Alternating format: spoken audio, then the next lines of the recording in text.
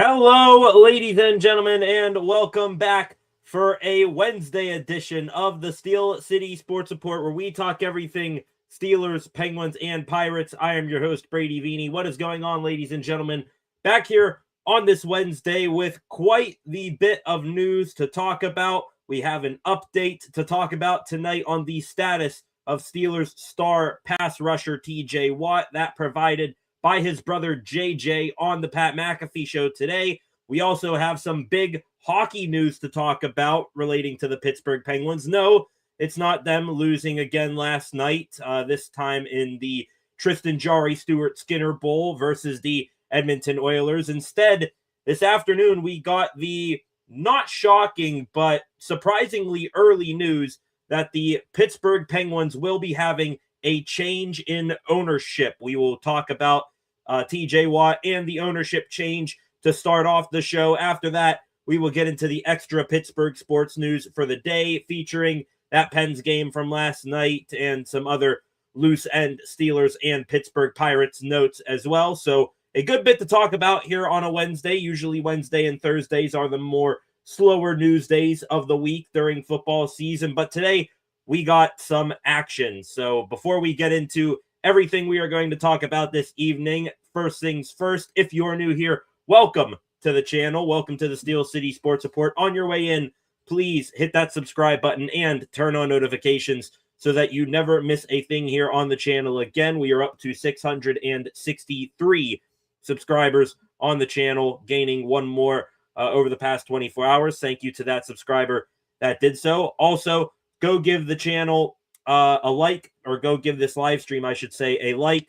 Share this live stream so we can keep the viewership numbers going up here on the channel day after day. And also in the comment section, any thoughts, questions, or opinions that you may have, please put those in there as well. I enjoy popping those up on screen like so and interacting with you wonderful viewers on the daily. So please get whatever is on your mind in there. Also, go give the channel a follow at Steel City SR on Facebook, Instagram, and X, and tune back in a little bit later on this evening for a new edition of SCSR 60. With that, ladies and gentlemen, like I said, got a good bit to get to here on a Wednesday. Let's not waste any time.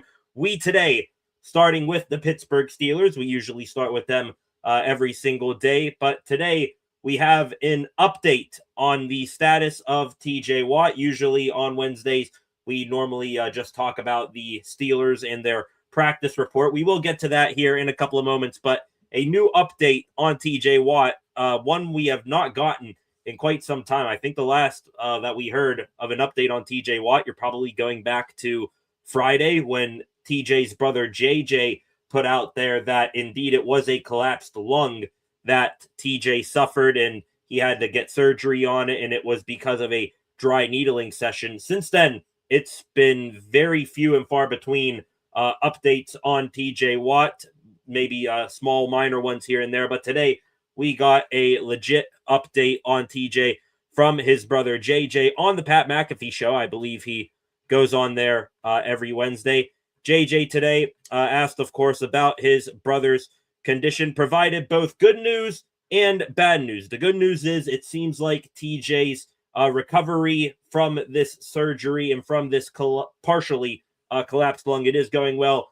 The bad news, though, this for Steelers fans, which, you know, it's secondary. TJ's health is first and foremost of the utmost importance. But from what JJ said today, does not sound like TJ is going to be coming back this weekend against the Detroit Lions, maybe even for the next couple of weeks. We might need to count our lucky stars and hope that he is ready for playoffs. JJ, more so what he said on McAfee today, TJ is working through it, and he's handling the situation day by day. It's obviously not something that he expected, and he's finding the proper steps to get back to where he would like it to be. So from JJ's words there, the overall tone of his voice, first off, the tone shows that he is still kind of the conduit for his brother, showing the frustration and how pissed off they are that they are even in this situation. The dry needling thing, it's something that could easily have been preventable if proper measures were taken. Sounds like at least from the Watt side of things, it was not. So JJ still, you can tell by the tone of his voice, pissed off that his brother had to go through that and that he is missing some critical time in the NFL season here with the playoffs right around the corner. But also just reading his words there, day-by-day situation, obviously not something he expected. I believe JJ said that, TJ's still trying to work through the recovery process here. Just his overall tenor does not sound like, to me at least, that TJ is going to be anywhere near coming back this weekend against Detroit. Maybe, day by day, it's really a week by week situation. Maybe you can squint and say he has a chance against the Cleveland Browns. If there were any games left on the schedule that TJ would want to make sure that he is in there, it will probably be the last two games of the season, or at least this game 2 weekends from now against the Cleveland Browns. Sort of try to wrap up the division if cards fall the right way there. Also, TJ loves competing with Myles Garrett. But JJ's update today, TJ working through the situation and the recovery process. Does not sound like he is going to be coming back, though, this weekend. It sounds like a guy did JJ today that is mad at both the situation and also the Steelers for downplaying the severity of the situation. Still, we have not gotten any update or really any sort of further comment from the Steelers. We remember back when this first broke, TJ going through this whole lung injury thing, they said, oh, he just did it while he was working out or was in the cafeteria or something at the team facility. He reported it to the doctors and then they sent him to the hospital. Meanwhile, JJ's side of the story, which I'm sure is TJ's, was quite the difference there. So I'm sure JJ upset about that as well. But first and foremost, good news that TJ, he is still on the road to recovery and seems to be progressing well. But unfortunately, it is going to be a bit of a slow work back to the field here for TJ. I think, first and foremost, we got to make sure TJ is able to get back to living a normal life after the partially collapsed lung, and then football will come second there. Still, the lung issue, it's not your typical football injury. You got to wonder if TJ does come back, what's, his motor going to be like? Is he going to still have the stamina and the wind in him to go out there and perform to TJ Watt levels? I don't know. So right now, I've put TJ Watt and his availability for the rest of the season in a major TBD category until further notice.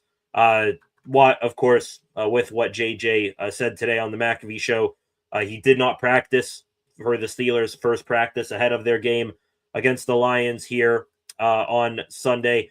Instead, we got Jack Sawyer and Alex Highsmith leading the charge for outside linebacker drills. No Nick Herbig today for the Steelers in practice as well. He was labeled as questionable or one of those guys who will be limited during the early portions of the week by Mike Tomlin with, I believe, a groin injury. So Highsmith and Jack Sawyer, the rookie, leading outside linebacker drills today.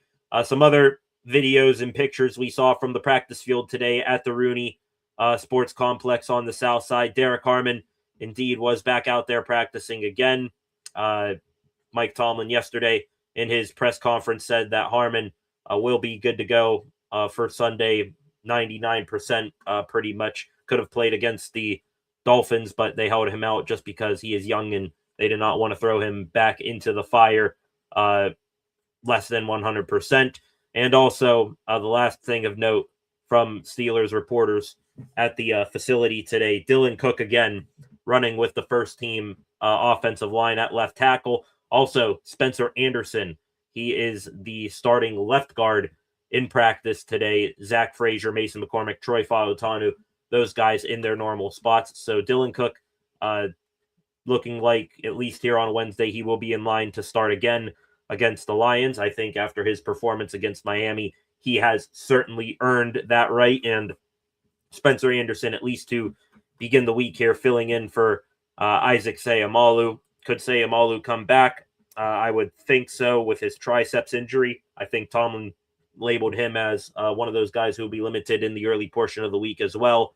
But if Sayamalu cannot go, it looks like it will be Spencer Anderson in there at left guard. You see the Steelers injury report on your screen right now. First time looking at this, was just going off of what I saw online a moment ago. Aaron Rodgers still technically got to put him on the injury report, I guess, as long as he is going to be wearing that big cast on his left wrist. He is going to be on the injury report, full participant from him today. Ben Skowronis, dirtbag, as they like to call him, Skowronik, with a hand and an illness. He was limited today in practice, as was Andres Pete in concussion protocol. He was limited. That even speaks more volumes as to more likely the Steelers leaning towards going with Dylan Cook at left tackle again, even if Pete is healthy. Derek Harmon, of course, full participant for DNPs today. Isaac Sayamalu with the triceps, who we mentioned. TJ Watt with the lung. Nick Herbig, who we mentioned as well, with the hamstring injury, not a groin. Mistaked his injury there. The fourth and final DNP today from Steelers practice, James Pierre with a calf injury, did not play on Monday against Miami. Hopefully he is able to get back out there on the practice field at some point later this week. You would like to have a guy like that who's been a surprise for you this year. You would like to get him back heading into Detroit this weekend. Detroit, they have quite the crew of eligible pass catchers for Jared Goff. Talking about Amon-Ra St. Brown, Jameson Williams, Sam Laporta, out of the backfield. I think Jahmyr Gibbs is a hell of a receiving back as well. So from the Steelers, you're hoping it is all hands on deck in the secondary. Hopefully James Pierre will be up and active by the time the end of the week comes around. For the Lions, though, first time looking at their injury report here. Some notable names on this injury list. Of course, the top two here, probably the biggest on the list. Taylor Decker, their starting left tackle, and Kirby Joseph, one of their starting safeties. Both of those men DNPs today. They did not practice. Decker with a shoulder, Joseph with a knee. Decker with a shoulder. That could be something that could be, filed in the memory banks for Sunday, because it will be him and Alex Highsmith most likely on an island together. Kirby Joseph, I think that the Lions, they are already down their other starting safety, Brian Branch, for the season. So Joseph, he's sort of the last man standing there. I know the Lions, they got DeMonte KZ on the roster, at least on their practice squad, and they have him elevated. So might be seeing DeMonte Crazy KZ get a start against his old team in the Steelers. The other guys here on this list, I think, of less significance, some real banged up guys on the offensive line here for the Lions. I don't have their depth chart in front of me, but I think Christian Mahogany might be a game day contributor of theirs. Same thing for Coyote Awasika. Both of those guys full today with their injuries. Everyone else on this list either limited or full. So we will monitor their situations, but most likely they will be good to go on Sunday. Some other Steelers notes from today. Made a couple of practice squad moves. They signed running back Trey Sermon to the practice squad. Sermon was up with the team for a couple of games earlier this season. Might have seen a little bit of action on special teams, but not much beyond that. He's back on the practice squad. Also back on the practice squad, I believe this guy got released from the practice squad yesterday, and then the Steelers brought him back again today. That is wide receiver, quarterback hybrid John Reese Plumlee.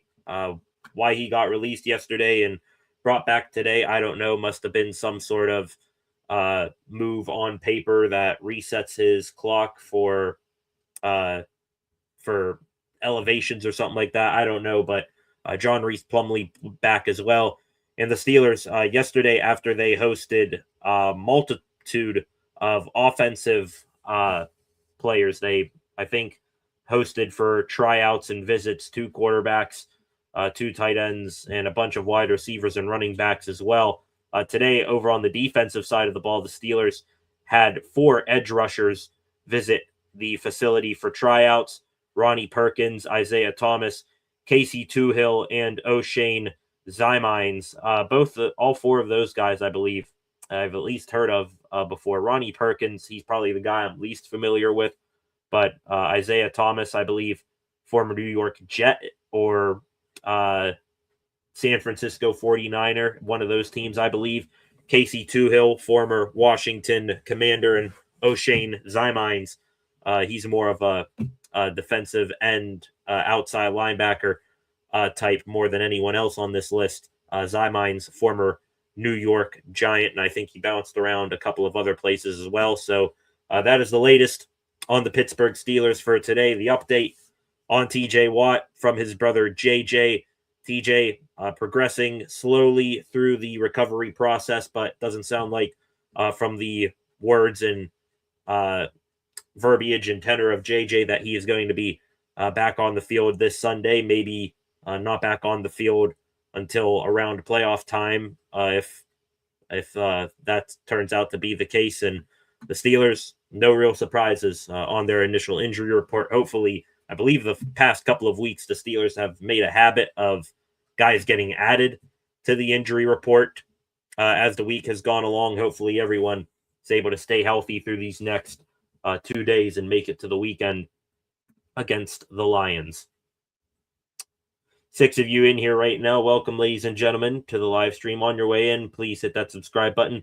Drop a comment in the comment section what your thoughts are on the TJ Watt situation, or even if you want to talk about more the Steelers game from Monday night against the Miami Dolphins.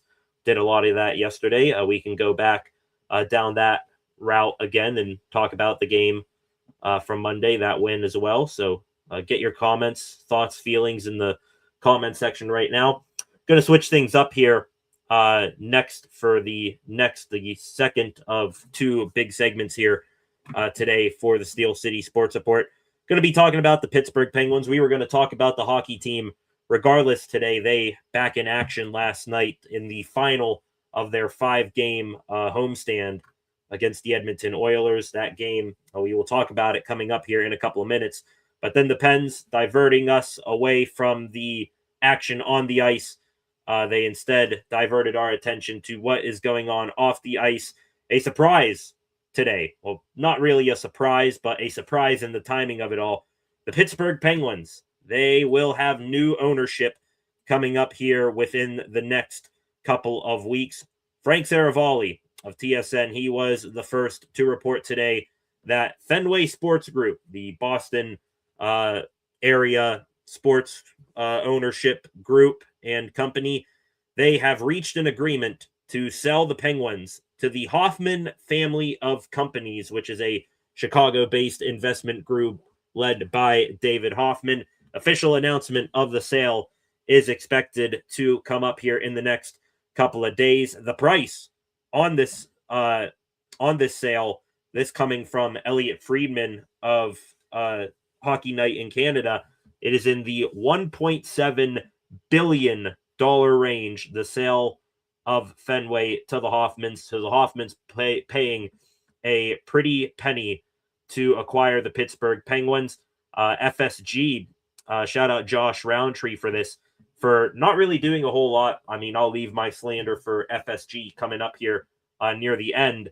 But Fenway Sports Group, for being a very, very hands-off ownership group and not really doing a whole lot to improve the product while they were here, they are nearly doubling their money selling the Penguins for what they bought it back in 2021. FSG bought the Pens for $900 million off of the old ownership group of Ron Burkle, David Morehouse, and Mario Lemieux. Now they are turning it into nearly $900 million profit for what they sold it, near the $1.8 billion range, 1.7, 1.8 billion. Those are the two numbers being floated out there right now. The reason why I say that this was shocking in terms of the timing, just about a couple of weeks ago, Dan Kingerski, who covers the Penguins on the beat for National Hockey Now, he said that two sides were talking. They remained engaged in talks, but it seemed like they were trending towards getting a deal done, but that it was still going to be another couple of months almost. Honestly, back then I was expecting, all right, they'll probably have FSG finish out the season here, and that'll be one of the big off-season topics we talk about, the Penguins getting new ownership. But apparently those negotiations and dotting of I's and crossing of T's accelerated to a pace that really no one expected. Now the Penguins about to get their third ownership group in this past decade. Of course, Lemieux, Burkle selling it in 2021. FSG owning the Pens for the past 4 years. Now it'll be the Hoffman family of companies. More just on my base knowledge here of the Hoffman family of companies. I believe this group, I believe Saravalli mentioned David Hoffman. He is the leader. I believe he built up the Hoffman family of companies to what it is today. I believe they have over 200 companies worldwide that they have their toes dipped in the water on. They also do have at least some hockey experience, unlike I believe Fenway had when they came in and bought the Penguins. I believe it is the Florida Everblades. I almost said the Solar Bears, wherever that ECHL team is down in Florida. But I believe it is the Florida Everblades who are owned by the Hoffman family. Also, I think I heard something today that the Hoffman Group, they are one of these families and companies that when they are in and they buy an asset, they then know at the right time when to sell it. Doesn't sound like, though, this is going to be another short, couple year ownership for the Penguins, or at least it doesn't have that feel for it. The Hoffman family, they are hockey people. They have family members in the hockey world, and like I mentioned, they own the Everblades as well. So the Hoffman Group sounds like they are going to be at least a healthier, more engaged ownership group than what FSG is. How engaged will they be? We don't know. One thing, though, that fans are calling for is that even though they are now the majority stake owners of the Penguins, the Hoffman family, still in the fold, still holding a minority share of the team, is Mario Lemieux and his group with Burkle and Morehouse as well. Saravalli added today that doesn't sound like the Hoffman family has yet to reach out to Mario Lemieux. But, I just going off of fan reaction here, my own reaction too. If you want to really clear that low bar that FSG set for not all they did here, maybe more like all they didn't do here. If you want to clear that low bar, bring in Mario Lemieux, a guy who knows the team, brings that sort of family environment. I'm sure the Hoffman family, it's in the title of their group. I'm sure they'll bring a more family energy to the organization, less of a suit and tie feel to it like what FSG had. So if I'm the Hoffman, bring in the Mario Lemieux group. You'll curry favor with the fans then. Lemieux can, be in the shadows still, but more public with the team than he was with FSG. I think Lemieux was at the game the other night, and he'll probably be at more games because Sidney Crosby is about to break his point streak here within the next couple of days.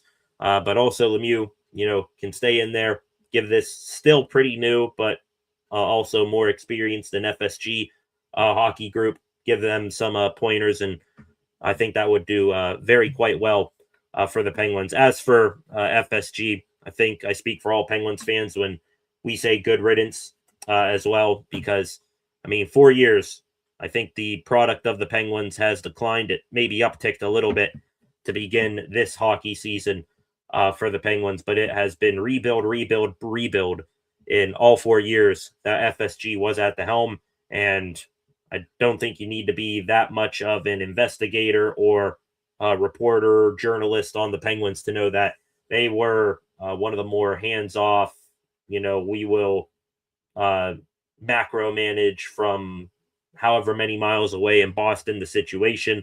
I believe one person from Fenway only showed up on a once in a blue moon occasion to PPG Paints Arena for the game. So FSG out, Hoffman family in. That is the big story today for the Penguins. Not so much the game from last night, but new and hopefully better ownership on the way in. It's like Matt Canada getting fired. And if you want to make Pittsburgh sports comparisons, the Matt Canada almost of ownership groups now out and new blood coming in here to own the Penguins.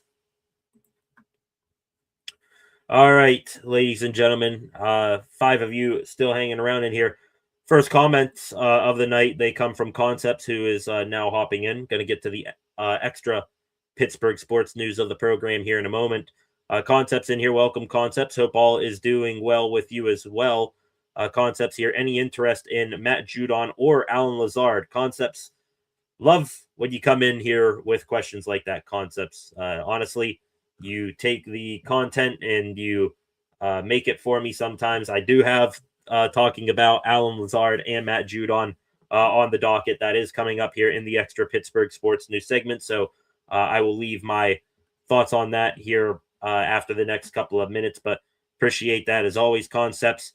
Instead, going to keep things moving along here. Might be a shorter live stream here tonight. Going to keep things moving along here with the extra Pittsburgh sports news. We'll come back to the Pittsburgh Steelers here in a couple of moments. Let's begin the extra Pittsburgh sports news with what happened last night with the Penguins. We would have started talking about that if the Pens were not sold today. The Pens last night in action against the Edmonton Oilers. It is the Stuart Skinner, Tristan Jarry Bowl. I guess you can add Brett Kulak in there as well. The two goaltenders who were more or less traded for each other just less than a week ago. They started last night against their old teams. Jarry in Edmonton, white and blue, still wearing his Penguins mask. You got Skinner at the other end in black and gold wearing his Edmonton Oilers mask. Cool moment during the first commercial break of the game. Tristan Jarry did get a recognition on the video board there at PPG Paints Arena. Sounded like a steady applause. It wasn't a massive roar from the fan base, but I was worried. Jarry, I think he left here on good terms and was playing well down the stretch of his Penguins career here. So the fans giving him a nice, steady applause, no boos or anything like that. Onto the action, though, of the game. The Penguins coming off of a rough stretch of games here on this homestand. They lost the first 4 of 5 games on their homestand, including multiple third period blown leads. They've blown a lead in the third period with literally 0.1 seconds on the clock. They've blown a 5-1 lead, a 3-0 lead. Just absolutely terrible hockey played by the Penguins over the past 2 weeks or so, including on this homestand. The Pens looked like they were going to get the first goal of the game last night, midway through the third period, or the first period, excuse me. Ben Kindle, he enters the zone, leaves a drop pass for Tommy Novak. He slides across for Justin Brazeau, who looked like he put home his third goal in the past 2 games. Although, hold everything there. Oilers, they call down, they review it. Quick review, no goal. Kindle, or I believe Novak, one of those two were offsides. After that, you were hoping the Pens would get off to a good start because that's what they've been doing in recent games. But then everything fell apart for them in a hurry. Can't blow a lead if you don't have one. Penguins, in the span of about a minute 30 seconds, I would say they took 3 minor penalties. I believe Danton Heinen got nabbed for a penalty. I think Brian Rust or Chris Letang took another. And then Brett Kulak, with the Pens already on a 5-on-3 penalty kill with a little under a minute left to go, he just skymails the puck into the seats for a delay of game. So three penalties back to back to back for the Penguins. And the Oilers, whose power play heading into last night's game were hitting at nearly 50%, they did major damage. I believe it was Zach Hyman near the front of the net for Edmonton, who puts home the game's first goal. Leon Draisaitl for Edmonton records a secondary assist on that goal. It was the 1,000th point in his career, first German-born hockey player to ever reach such a feat. Not too long after that, I believe the Oilers still on a 5-on-3 because they scored before the first of the two penalties ended. Connor McDavid, right off the opening faceoff out at center ice, gets the puck back to one of his D-man. McDavid circles around, picks up speed, just absolutely undresses Parker Wotherspoon, who's been an outstanding defenseman for the Pens this year, and buries a shifty and nifty power play goal on a half breakaway right there. That is why he is one of the best hockey players in the world right now. Undressed one of your best defensive defensemen this season, and then made your goaltender look like he had absolutely no chance. So that made it 2-0. Two power play goals to start off the game for Edmonton. Excellent start for the Penguins. They were able to get a tiny bit of momentum back at the end of the first period.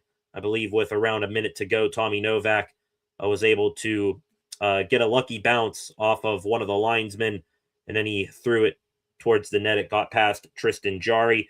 Penguins lucky to just be down 2-1 after one period of play. On to the second period, more sustained offensive zone time for the Edmonton Oilers, and they were able to capitalize on another goal.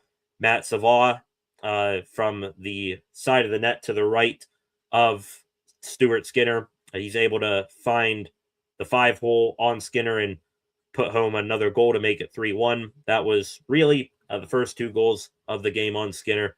He got a bad rap up there in Edmonton for being a bad goaltender. Really, the first two, I didn't give him that much flack for letting in. I mean, McDavid scores on everyone on breakaways, and that Hyman goal was a bouncing puck as well. But this was his first of a couple more inexcusable goals that he let up. 5-hole was wide open for like nearly 2 full seconds there, and Savoie, it was easy for him to put it past him there. Pens got back in it again, cutting the deficit to 1. Power play goal for Erik Karlsson. He goes bombs away from the center point. That was Tristan Jarry's first goal, where Oilers fans, I'm sure, were like, yeah, should have had that one. Beat him clean, glove side, unscreened too. That shot from Karlsson. Sidney Crosby got an assist on that Karlsson goal. That now makes him 1 point away from tying Mario Lemieux's points record in Penguins history. Sid now 2 away from breaking the record as well. Pens looked like they might have had a chance to tie the game, but then Justin Brazeau gets nailed with a really iffy penalty call, and the Oilers back to the power play. You know the rest. Evan Bouchard, their top defenseman, with an absolute cannon of a slap shot. He makes it 4-2. Oilers 3 power play goals before, I believe, even the midway point of the second period hit. On to the third period. Last chance for the Penguins, trying their best to claw back into the game. Felt like the death blow at the time. Vasily Podkolzin for the Oilers finds a loose puck in front of the net. Stuart Skinner, a little late to react, goes posting in, so that made it 5-2. The rest of it was just a whole bunch of nothing and playing around. Brian Rust, I think he got a goal with 3:09 left to go. That made it 5-3 with the extra attacker on. Pens pulled the goalie again, Connor McDavid. He scored an empty netter to cap off a 4-point night for him. Danton Heinen then scored another goal with 13 seconds left, but the end result was already well decided by then. 6-4, the final score last night. Oilers over the Penguins. Tristan Jarry, he wins the Skinner Jarry Bowl in his return to Pittsburgh for the first time as a visitor. Skinner gets lit up pretty well by his old teammates. Jarry making 26 of 30 saves. The Oilers, they sneak past 6 goals on Stuart Skinner, saving 17 of 22. So, or of 23, excuse me. So, not a good night for the Penguins. Not a good homestand overall. The Pens, they lose all 5 of their games on the homestand. It's quickly looking like December is more and more a repeat of their really terrible November. And I think the Pens, they might finally be showing their true colors here. I mean, yeah, the hot start in October, it was all fine and dandy, but there was a reason why we pegged this team before the season even began as a lottery team that's going to be competing for the first overall pick and Gavin McKenna, and I think they might be finally showing their true colors now, even without Evgeny Malkin in the lineup. On this 5-game homestand where they lost all 5 home games, the Pens have allowed 24 goals. That is not good goaltending, not good defense, not good protecting of the lead as well. Also, in their last 20 games now, the Pens have just 6 wins. So 6-14, pretty much their record over the last 20 games. Not really counting the loser point of what you get when you go to overtime or shootout. So the Pens, they look like they are going to be back in the hunt for the first overall pick here before we know it. Also, shout out Sportsnet Pittsburgh, which, by the way, I forgot to mention that. I got Sportsnet Pittsburgh over here on to my right. Nothing on tonight. I wonder what happens now with Fenway Sports Group now leaving. They got their hands in Sportsnet Pittsburgh. I think they might be the main controllers of Sportsnet Pittsburgh. I wonder what happens to the Pens now that they are being sold to the Hoffman family, if they're going to be looking for a new TV deal, both the Pens and the Pirates here coming up this summer. So we will have to wait and see there. But the reason why I brought up Sportsnet Pittsburgh there, they also had Stuart Skinner and his graphic brought up there. By the way, I was initially right. He did save 17 of 22 shots. I mistaken the empty net goal as a goal against him. Skinner, first Penguins goalie. This is a real graphic that they put up on Sportsnet Pittsburgh last night. He is the first goalie to lose in his team debut since 2017. 2017, that is the year right after the Pens won back-to-back Stanley Cups. And the goaltender that lost in his Penguins debut, you are really scraping the bottom of the barrel of Penguins goaltenders in recent history if you name this guy, Antti Niemi. Remember him?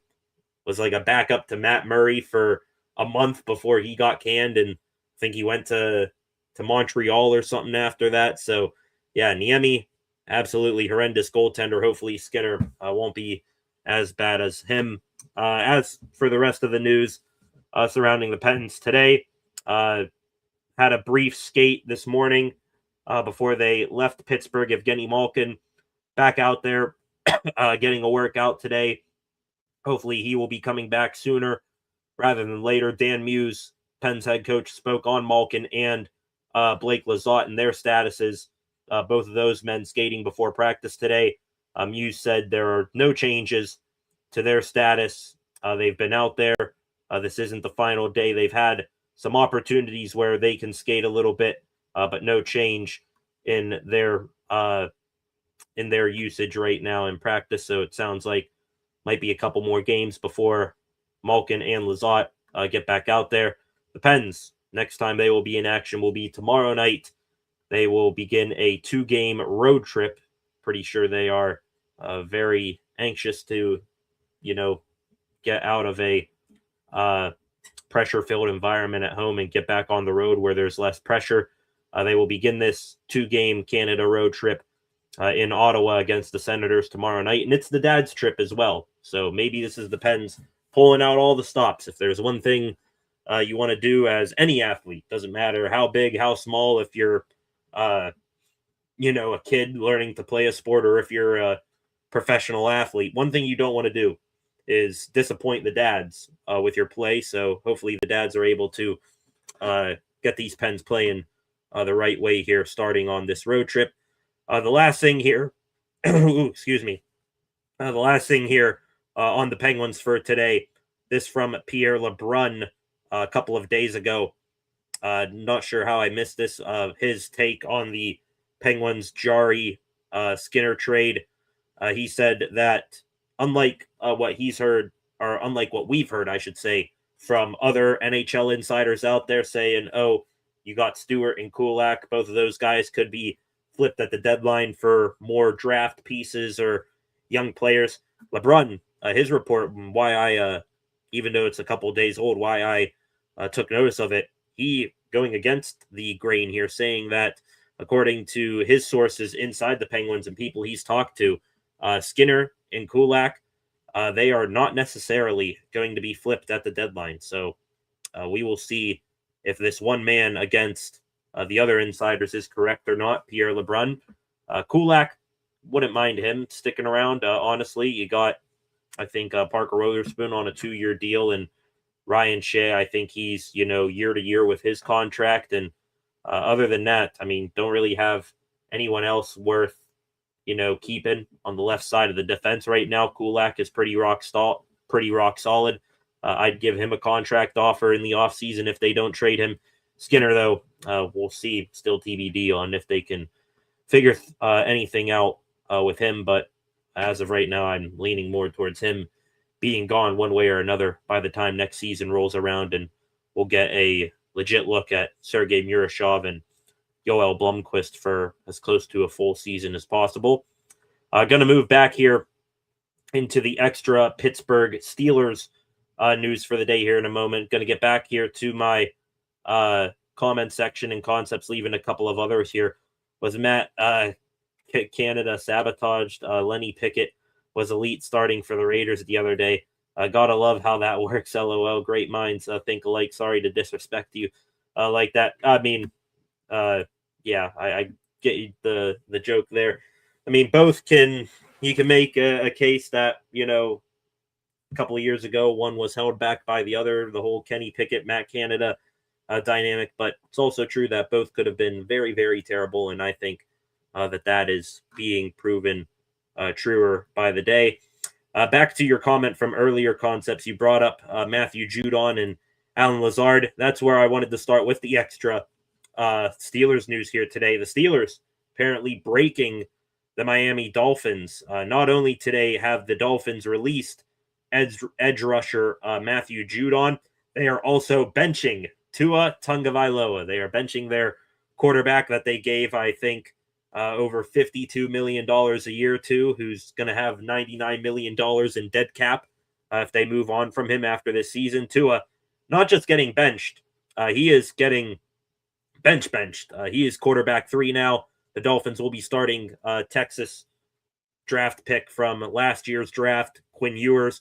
Zach Wilson, the former New York Jet, will be the backup. So Tua, his season most likely done with the Dolphins. His time with the Dolphins, period, most likely over as well. The one guy that I did want to talk about, though, back to the whole Matthew Judon thing, edge rusher, I believe once a former DPOY candidate when he was with the New England Patriots a couple of years ago. Now he's getting released by the Dolphins. Going to be, I think, free to picked up, I should say, by any team out there. I'd take a look at him. Going to be honest, I would take a serious look at Matthew Judon. I'm going to real quick bring up his Pro Football Reference page, but looking at things right now with the Steelers, TJ Watt, we just talked about him to start the show, and don't know when he's going to come back, if he's going to come back. That's still a big if right now. And Nick Herbig dealing with that hamstring issue that Mike Tomlin brought up. You don't know how serious that is as well. You're down then to Alex Highsmith and Jack Sawyer, and then practice squad guys like the Marvin Leal. So Matthew Judon, he might legitimately be an option here for the Steelers. No sacks this season here. I'm looking at his Pro Football Reference page right now. no sacks this season, 9 tackles. So he's been playing very sparingly, I should say, with the Dolphins, but 33 years old. So he is a veteran, been around the block. But like I said, Judon here, let me go to his career stats here. He is, where's his sacks? He's now 3 years removed from that 15 and a half sack season he had with New England, but last year with Atlanta, 5.5 sacks for him. I mean, hell, on the Dolphins, if he were to have that production, he'd be second on the team in sacks. And also, not sure what type of defensive scheme that the Dolphins run down there, but Judon has had some experience in a similar 3-4 scheme that the Steelers have before. And I believe the Baltimore Ravens, who he started his career with, ran that system. So almost be like riding a bike if he were to come here to Pittsburgh. I legitimately take a look at him, their concepts. That's my honest take right there. Also, you brought up Alan Lazard. He officially today clearing waivers for the New York Jets. So he is a free agent, now free to sign with any team at a moment's notice. Him, believe, I'm not sure who brought it up last night. It might have been Magic or someone here on the channel. As for Lazard, I mean, sort of reiterating what I said last night, you only got so much room to bring in Aaron Rodgers' old friends. Because next, if you bring in Lazard, next you're going to have the jokes of where's Randall Cobb, where's Greg Jennings, Donald Driver, Jordy Nelson, all of those guys. But thing is with Alan Lazard, I just don't see where you have the room for him right now. I know he's not having the most godly season either for the Jets, to be honest. Who really is for the Jets? But yeah, Lazard, let me bring up his stats here just to confirm. This season, Lazard, 10 catches, 70 yards, 1 touchdown. Hasn't done a whole lot for the Jets. 30 years old, so he fits into that MVS Adam Thielen category. But where's the room for him? I mean, besides your top guys in Metcalf and Calvin Austin, you're not going to cut Adam Thielen or Marquez Valdez-Scantling. I think both of those guys have been playing well in their first action as Steelers. MVS just caught a touchdown pass. Thielen, he looks like still a professional and crisp route runner, even at 35. Then you'd be getting into territory talking about, do you want to bring in an Alan Lazard and give Aaron Rodgers another friend that maybe you can run out of the slot, even though you don't run a whole lot of 11 personnel? Or do you want to keep Scotty Miller, who Miller provides special teams contributions that Lazard doesn't? The thing is that I'm leaning towards keeping Miller and letting Lazard stay on the market, because you bring in Lazard, you say you cut Scotty Miller as well. By the way, Ben Skoroniki too is untouchable. I did not mean to forget him, but he's that rock solid. I don't need to really mention him. You bring in Lazard, you cut Scotty Miller. I think Mike Tomlin just the other day said, Steelers, they have Roman Wilson benched right now because Scotty Miller provides special teams contributions and he's a backup return man in relief. Calvin Austin, he's your one and only punt returner right now. If he goes down injured again, which he is injury prone, then who are you going to have return punts? Don't think you really have anyone. You'd be putting a corner back there, or Kenneth Gainwell. I'm not sure how much experience Gainwell has fielding punts. So, very interesting, the whole Alan Lazard dynamic. Right now, my overall feelings, they can be swayed if more information comes along. Yay on Matthew Judon, especially if Watt's going to still be out longer term, and if Herbig is going to be questionable to go. Right now, a little bit nay, sort of in that middle area, trending downwards for an Alan Lazard. But do like Lazard, would like him. Just I think the Steelers already got their two veterans in Thielen and MVS. The last couple things here on the Steelers for today, getting back to Monday night's game. Cool moment, I thought, between Cam Hayward and Yona Savaiania, starting rookie left guard for the Dolphins. Those two embracing after the game. Savania, very cool of him as a youngster saying to Hayward, hey, what do I need to fix? And Cam giving him some tons of pointers on the field. Thought that was a cool little moment there between very still growing infant in NFL life rookie and a grizzled seasoned vet who's almost done it all in Hayward. Thought that was cool. The last two things on the Steelers today, Jim Nantz, Tony Romo, Tracy Wolfson, they will be on the call for Steelers Lions here in Week 16 at a 4:25 kickoff. So we get to hear Tony Romo. I'm sure Pittsburgh fans are ecstatic to hear that. And the last thing, another cool story here, Steelers community relations. They always bat 1,000. Yesterday, the Steelers partnered with Giant Eagle and the Best of the Batch Foundation, led by former Steelers quarterback Charlie Batch. You had a whole bunch of practice squad guys for the Steelers: Matt Sokol, Julius Welshoff, Daquan Hardy, Kanai Muaga, and Kyler Baugh. All of those gentlemen helping pack groceries that will be distributed to families for the upcoming holiday season. So I thought that was super cool from them. You'll hear, I'm sure, a whole lot more of that in the coming days here with Christmas right around the corner, almost here. Very crazy. The last few things here on the day, they are related to the Pittsburgh Pirates. First time bringing them up here today. No new news, no rumors or anything on the Pirates being in on any sort of player, free agency, or trade-wise. The market, really since the winter meetings have died down, you've had a couple splash signings a day if you're lucky, but beyond that, there has been radio silence on a bunch of stuff around the MLB, especially when it comes to the Pirates. Bleacher Report, though, they did come up with a post, I should say, recently, where CJ Abrams, young, promising shortstop for the Washington Nationals, he being rumored on the trade block this offseason. Bleacher Report, they went and they cooked up a couple of trade packages from teams who should be interested in Abrams, and the Pirates, they are mentioned on this.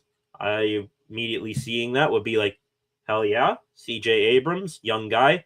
You can maybe put him at shortstop, maybe put him at second base, be a nice young platoon guy with Connor Griffin up the middle of the infield for the coming years. And then I saw what Bleacher Report put out there for a trade package, and they have the Pirates acquiring Abrams and outfielder Dalen Lyle in exchange for left-handed pitcher Hunter Barco, which I'm like, all right, Barco for Abrams. I mean, I like Barco, think he could be a piece of the rotation, but, if you get Abrams and he's at the top of his game, good trade. If not, bad trade. And then on top of it, Bleacher Report not only has Barco going to the Nationals, they also threw in Bubba Chandler to the Nationals. Usually I don't bring up these hypothetical trades and stuff like that. I pass it by sometimes, but this was so overblown, and they are way overvaluing CJ Abrams that the Pirates are going to give up their top two pitchers, young pitchers, I believe, in the pipeline still, if they're still considered prospects here. I think both men, Barco and Chandler, just graduated from prospect status at the end of last year, but ain't no way in hell I am trading Bubba and Hunter Barco and gutting my young rotation just so I can get CJ Abrams and then a who the hell is that guy outfielder. So no thank you there for me. The last two things on the Pirates today, none really relating to them, but figured they are worthy enough to talk about. The Philadelphia Phillies today, they are reportedly signing relief pitcher Brad Keller to a multi-year deal. Keller last year with the Chicago Cubs, a Pirates division rival, had an outstanding season, 2.07 ERA in 69 and 2/3 innings pitched. It really turned out to be one of the better relievers in baseball last year. He now out of the Pirates division, but staying in state with the Phillies, they're really doing a number, pissing me off, signing good players the past couple of days. And also Bleacher Report, even though we just brought them up a moment ago saying we disliked what they put out there. They did repost what MLB insider Mark Feinsand had to say, who is saying that free agent shortstop Bo Bichette from the World Series appearing Toronto Blue Jays, he is starting to tell teams that he is opening up to moving to second base in free agents for a team that signs him in free agency. To that, see him Bichette go be willing to shift from shortstop to second base. I believe Bichette, with his knee injury in the playoffs last year, played second base a couple of times. I would do it if I'm the Pirates, and I would overpay for Bo Bichette. You get him right. You have a solid middle infielder and a nice bat to plop into the top 5 spots in your lineup. I know, talking about a middle infielder, it's lesser likely to happen for the Pirates because they don't want to block Connor Griffin, assuming they are still on the plan of giving Griffin a legit shot to be the opening day shortstop. But if Bichette is going to play second base, Bichette, Connor Griffin, middle infield, that would be absolutely salivating here on the channel. And that would not forgive all the sins of Ben Cherington, but it would be pretty close. And I talk about all this hypothetically, acting as if the Pirates have a chance in hell of signing Bichette to begin with. But hey, dreaming is free, as always. Still 7 of you in here right now. Got a couple more comments here before we log off for the night. Before we do that, let me real quick go back to the old Twitter timeline here, see if there's any new news on there since we have been live. Seeing just more and more reports of the Penguins being sold from all the different insiders and reporters that I have been following. How about this from PFF? Cam Hayward this season, not having the godliest of stats, but he does have 0 missed tackles and 703 defensive snaps per PFF. It's always great citing PFF when they come up with positive things on the Steelers instead of their normal negative things. See here. Anything else? Got a report from Jeff Passan here. Looks like the Nationals, who we just read the report of CJ Abrams potentially being traded. The Nationals have hired a new general manager, Ani Kilambi. So maybe Ben Cherington gets on the phone with him, says, "Hey, new GM, let me show you the ropes around here. Why don't you make this trade with me?" Acting as if Ben Cherington has any baseball hitting talent evaluation IQ at all. Also, apparently the Pirates were brought up on MLB Network today as a best fit for Ryan O'Hearn, free agent, first baseman, and designated hitter. 437 slugging percentage last year with 17 homers, did O'Hearn. I think I'm starting to worry less and less about the Pirates getting a first baseman. Think, getting maybe another middle infielder, because I'm not sure how much longer Nick Gonzalez is going to be able to hold on to the second base job, and finding a third baseman. And I put those two things as priority ahead of getting a first baseman. Still have Spencer Horwitz. All right, back to the comment section here before we log off here for the night. Concepts in here again with 2 more comments before we close up shop. Judon could make sense. Lazard ship might have sailed with MVS playing well. Thielen too. His blocking has been pretty good too on the Jonnu run, especially. Yeah, Thielen did do a hell of a job blocking that up for Jonnu Smith to get into the end zone against his old team. Like I said, I like what Thielen and MVS are bringing to to the table too much to put in Lazard over either of those two, and everyone else. They have, a clear role on the Steelers roster, in my opinion. You got Metcalf and Austin, who are contributors on offense. Austin also on special teams, and then Skoranek and Miller are your two special teams guys. So that's 6 wide receivers right there. You're not going to add a 7th, and don't see Lazard being able to, replace either any of those guys and be able to not only replace them, but have better production than them as well. So Rodgers might need to just settle for his one old fan in MVS and maybe hook up with Lazard in the offseason when they're both retired. Last comment here from Concepts. Jahmyr Gibbs going to be a problem Sunday. We need Harmon back for sure.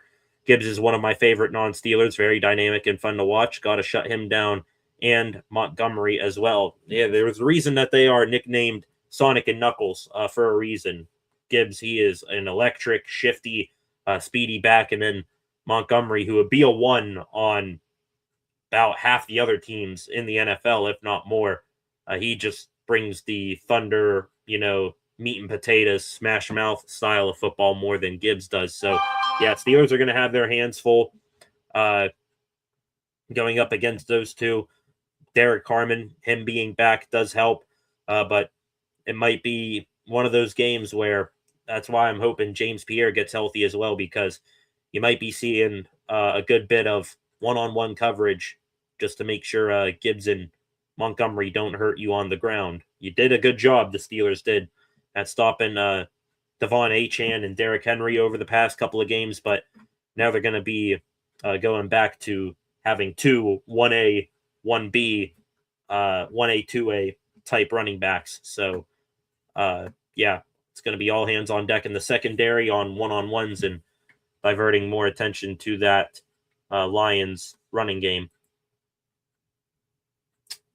All right, ladies and gentlemen, I think that is just about going to wrap things up here today on a Wednesday. I want to thank you all for tuning in once again. Had more to talk about today than what I was initially expecting. Was expecting to talk about the Steelers practice report and the Penguins game from last night, but then both of those squads coming in with more important and prevalent news. The Pens being sold and the Steelers getting an update from TJ's brother JJ on TJ Watt's condition. So those two things were fun to talk about, as was everything else here tonight. On your way out, be sure, again, to hit that subscribe button and turn on notifications so that you never miss a thing here on the channel again. Also, leave a like, share this live stream, and leave a comment after the fact in the comments section. Anything you have on your mind after the fact, if you want to put it in there, do so. I can drop you a like, leave you a comment there. And also go give the channel a follow at Steel City SR on Facebook, Instagram, and X. With that, ladies and gentlemen, that's going to wrap things up here tonight. We will play it by ear. We'll be TBD tomorrow on a live stream. See if there's any news, massive news tomorrow. I know the biggest thing probably going on tomorrow off the top of my mind would be another Steelers practice report update on that as well. But we'll see if the Pirates do anything. We'll see if the Pens have any massive news before they take on Ottawa tomorrow night. So we'll leave it TBT for a live stream tomorrow. Definitely will have something coming up here on Friday. Final injury report and game designations for Steelers Lions. But until then, thank you all. Go check out SCSR 60 coming up here in a little bit, and we will reconvene next time for some more Pittsburgh sports news. Have a good night. Listen to Concepts, smash the like button, and subscribe, and we'll be back here next time. Have a good rest of your Wednesday night. Peace.